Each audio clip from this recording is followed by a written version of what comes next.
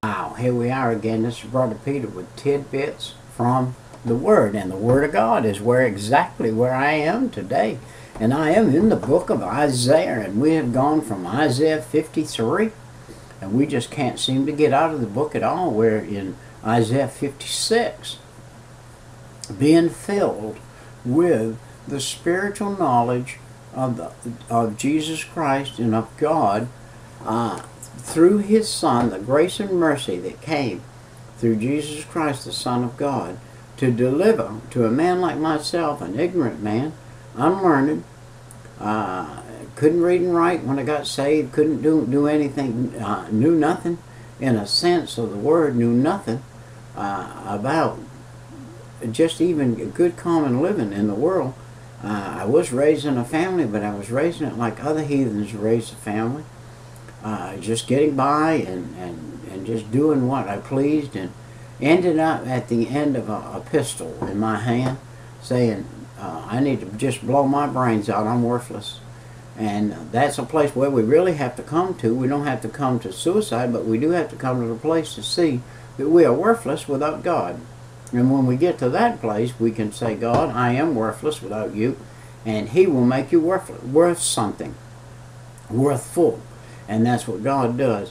In the Old Testament, if we're going to Isaiah 56, and in the Old Testament, there was a Sabbath day. That was the 7th day of the week, and that was a Saturday.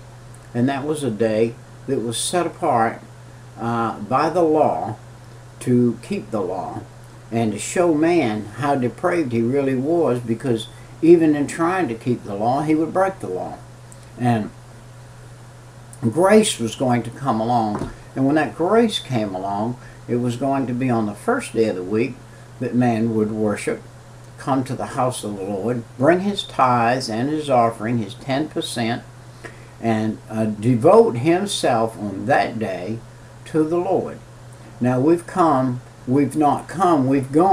far away from sanctifying the Sunday. And when I was a boy, my daddy wouldn't wash a car. My daddy would not hardly go out in the public. He would not do not any kind of work whatsoever. And when I was young, by the way, on Sunday, all the stores were closed. There wasn't any stores closed. You couldn't go to a restaurant and eat because there wasn't one open.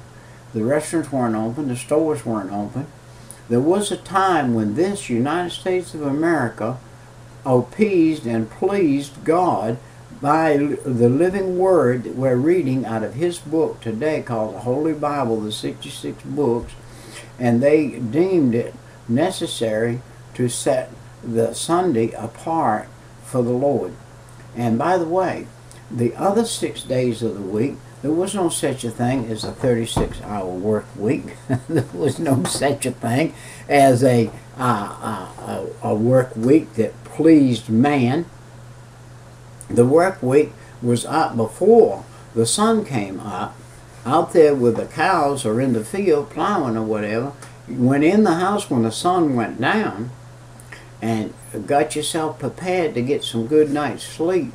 Went to sleep and slept your 6 or 7 hours or 8 hours, and back up in the morning, and your day was from daylight to dark every single day. That was it, 6 days a week. And then on Sunday, you prepared to get up and do something different. Put on the best you own and go to the house of the Lord with another group of people, farmers like yourself or people like yourself, city dwellers, whatever you were, and go and worship the Lord that day. Now, through the day, you were to worship the Lord. You were to meditate on the Lord day and night. You meditate on the Lord day and night, and your peace shall be full, and you shall be happy. You can be happy working 12. I still do. I still work from daylight to dark. I'm 70-something years old, and I still work every day from daylight to dark. Why? Because I want to. Because I want to. And if I'm not working with my hands on this property right here for the Lord, and getting it ready for some missionaries to come maybe, and stay in a house I'm working on over here, and for everything for the Lord. Nothing for me, but for the Lord. I'm going to leave it behind when I go. It's gone. When I go, it's nothing is going to matter at all to me. It's going to be left behind. It is going to matter to my children or to some others that will take it over, and it will be a missionary work in progress. And so here we are in Isaiah 56. It says, "Thus saith the Lord, keep ye judgments and do justice, for my salvation is near to come, and my righteousness is to be revealed." Wow. This is back in the book of Isaiah, a couple thousand years before Jesus came, and he's saying that his salvation is near. Well, his salvation was in his Son. His salvation was in the sacraments and in the law up until Jesus, and doing what God said to do, and you would be covered by the blood of bulls and goats and be put in paradise when you died. And if there ever was anything, such a thing as purgatory, it would have been paradise. Yet you couldn't pray anybody out of there. They were already secured. Those that were in paradise were already secured. Those that were in hell were already secured. And by the way, one could see the other from there. You could see from hell into paradise. It doesn't say that you could see from paradise into hell, but you could see from hell into paradise. And the rich man in Luke 16 and 19 that died and went to hell could see the beggar Lazarus in paradise, and said, and spoke, by the way, from hell to paradise. Spoke to the father Abraham. It was too late for him to pray, but that's what he did. The Bible said he prayed, and he said, "Father Abraham, have mercy on me, and let Lazarus come to the tip of his finger and a drop of water, and cool me my tongue, for I am tormented in this flame." So hell is real flame. Hell is in the heart of the earth. And at that time, paradise was fixed somewhere in the heart of the earth also. Jesus changed that. All right, when he went to the grave, and when he went down through the heart of the earth and came back up. It said, "Blessed is the man that doeth not, blessed is the man that doeth this, and the Son of Man that layeth hold on it shall keep the Sabbath from polluting it, and keep his hand from doing any evil." There is one day a week that we set apart, yet the Sabbath day for you and I, the worship day for you and I, is 24 hours a day, 7 days a week.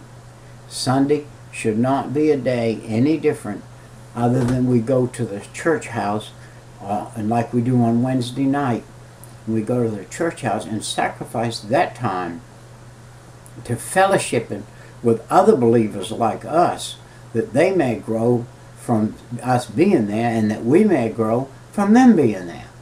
It's all about growth. It's all about growing. Why do you eat 3 meals a day? To sustain your body.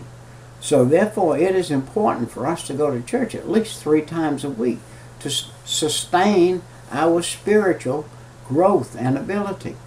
And so we need to do that. And this is what he's saying. Listen to this. "Neither let the son or the stranger that hath joined himself to the Lord speak, saying, The Lord hath utterly separated me from his people.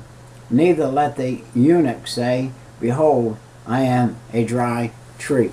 He's saying if you have a stranger in your house, if your relatives come and visit you, and they're going to be in your house on Sunday morning or on Wednesday night, you ought to say to them, "Come on, we're going to church." And they're going to say, "Hey, not me. I'm a dead dog. I'm a dry tree. I'm not going to your church. I'm not going there."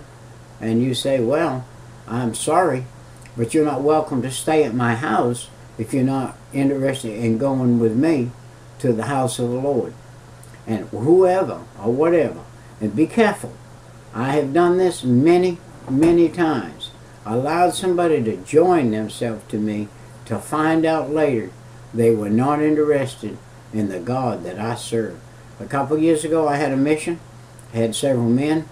I had this one man. One Sunday morning he said to me, listen, Brother Peter.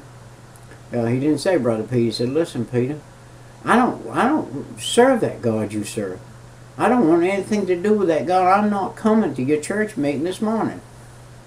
And I just said to him very plainly, I said, sir, pack your bags and we'll talk about it after church. I'm going in, we're going to have service, and then you and I'll talk.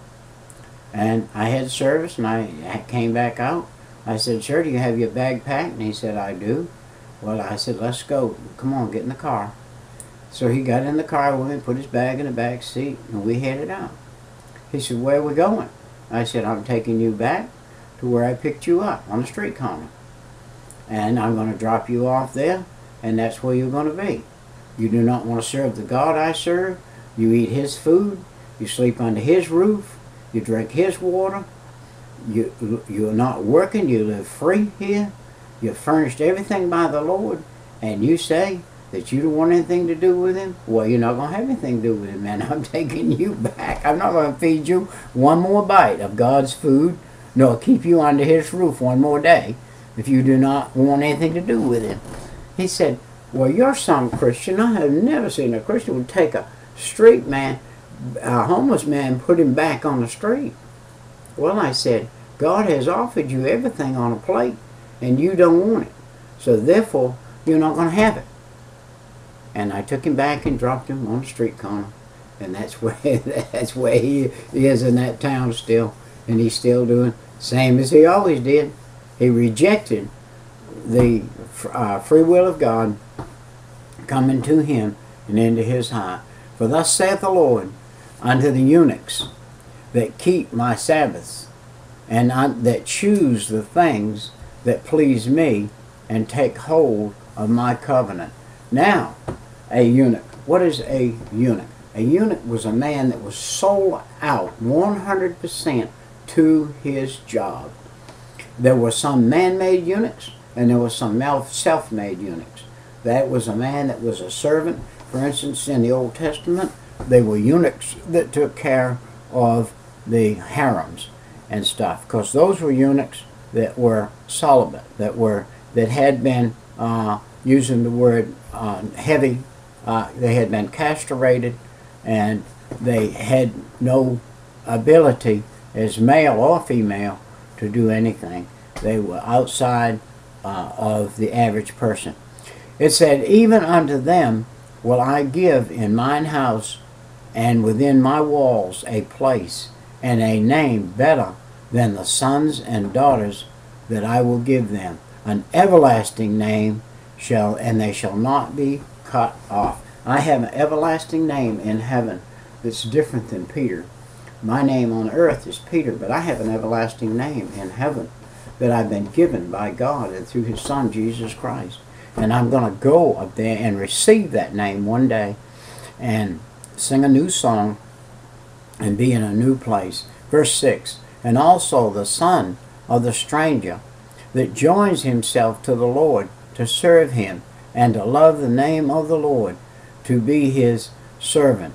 Every one that keepeth the Sabbath from polluting it and taketh hold of my covenant, even them I will bring to my holy mountain and make them joyful in my house of prayer. And there burnt offerings and their sacrifices shall be accepted at mine altar, for mine house shall be called the house of prayer for all people. And the Lord God which gathereth the outcast of Israel saith, yet will I gather others to him besides those that I gathered unto him. Now, let's go back in our knowledge of the Bible. Jesus came to the house of Israel first. And there was a lady that came to him, and he said, I can't give bread. Would it be right for me to give bread to the dogs? I came to the house of Israel. She was a Gentile. And she said, yes, but even the dogs desire the crumbs which fall from the table. And Jesus said, you have great faith, lady, and you're going to be healed because of it. And then Jesus did another thing. He came to Samaria, to the well. There was a half-breed lady there, a Samaritan lady.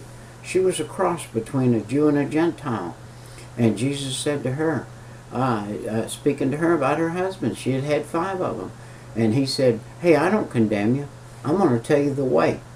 Go and sin no more. Marry that man you're living with now and sin no more. But he said, I'm going to give you salvation. And he did. He took salvation to the Gentile before he went to the grave himself. And the Gentile was offered salvation.